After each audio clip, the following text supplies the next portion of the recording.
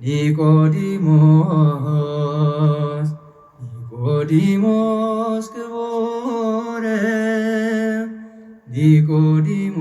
ኒቆዲሞስ ኒቆዲሞስ ክቡር ሌቱን በብርሃን የሚማር መምህር ሌቱን በብርሃን የሚማር መምህር በጨለማው ግርማ ኮከብ የደመቀ በመከራው ጽናት ይህን ዓለም ናቀ።